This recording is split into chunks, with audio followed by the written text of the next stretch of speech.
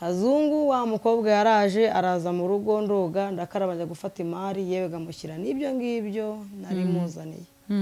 twinjira mu nzu turakomanga aradufungura ko ari njye wari uhaza adufunguriye aravuga ati ni karibu turinjira twicara muri salo mu kwicara muri salo ariko twumva harimo umwuka mubi ariko wa mwuka mubi ntitubiteho tukagira ngo wenda ni kwa kundi wenda abasore bagira umwanda turangije Kazungu arongera aragaruka aravuga ati se wonzariye umugore mwiza ndavuga ati nta kibazo uyu mugore rwose ni mwiza ahubwo uzangurire n'akantu rwose ati nta kibazo wa mukobwa Kazungu yaje kwinaga mu cyumba arangije aramuhamagara ntiyamamagaye yabanje kumuhamagara ngo ngwino umukobwa ndamubwira ati aze kugera gute se ngwino umuganiriza hano muri salo umubwira se nta kibazo ndamubwira ati reka araza mu cyumba se gukora iki ariko kuko nari mwizeye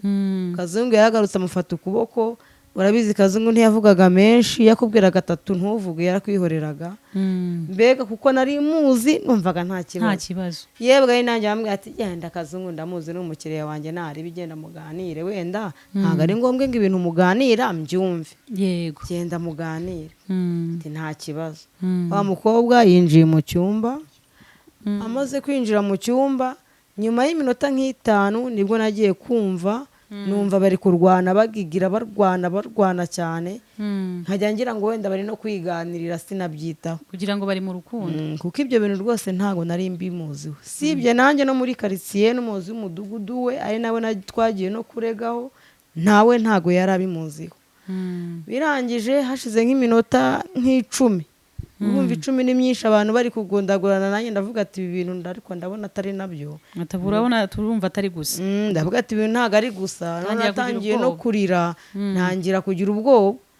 sinzi ukuntu arungurutse gutya mu kenge ukuntu ntago wigeze uhamagara Kazungu se ngo umubaze ati uwo mukobwa ari kubiki ahubwo nahamagara uwo mukobwa akanga kuvuga niba yamunize ngo yanamuziritse inyuma amaboko gucya yazirikiye inyuma n'umuntu wasa nk'uwawufunze ariko ngiye nkagira ngo wenda n'ibyishimo barimo simenye ibyo ari byo kuburyo umuntu utakekera ikintu ntiwapfa kubimenya pese namenyaga ibyo ari byo kuko mu buzima ntago nari mbimuzi ibyo bintu nibwo mu Kazungu ariko ibyo bintu nibwo byamenyekanye kuri icyo gihe ariko ngo yacurangaga na radio ntabwo yigeze acuranga radio icyo gihe radio yicuranze gake ntabwo yigeze yicuranga ahubwo yicuranze ari uko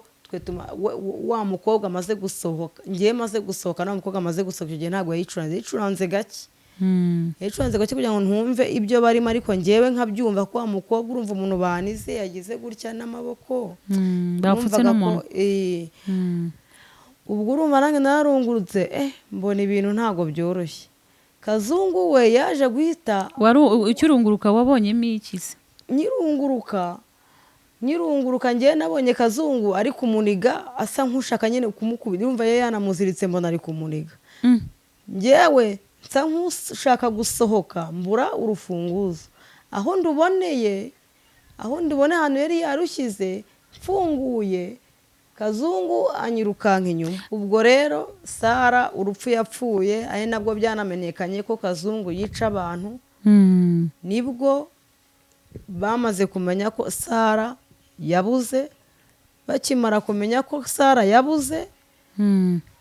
nibwo nahise mvuga nti yewe ntereka nze mpamagare nanjye numva ukuntu bimeze mpamagaye koko numva nta nimero ye ntiriho mbaza abagenzi bo nabo bari baturanye ati yewe tubona akana nitwe tumaze iminsi tugafite nawe ntabwo ujya uba kuri rezo ndavuga ati yewe ntabyo narinzi hashize iminsi ngiye kumva numva ngo ari mu bo Kazungu ngo yishe murumuna wanjye yapfuye nabi yamujombaguye amakaramu mu maso ahantu hose mu mazuru ahantu hose asiga sise umwana mutoya nanjye umufite nanjye uri kumurera ndamufitemo ariya mu rugo ariko yapfuye nabi nabwo byese binamenyekana cyane arimo Sara n'undi wa nyuma yishe muri abo babiri ba nyuma nibyo byahise bimenyekana ko Sara Kazungu ari we ubica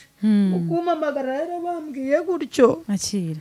kumpamagara bambwiye gutyo rero uwo muntu ambwira ati nyamara umuntu bita Kazungu tuyawe iwanyu mu Busanza ati niwe wica abantu ndavuga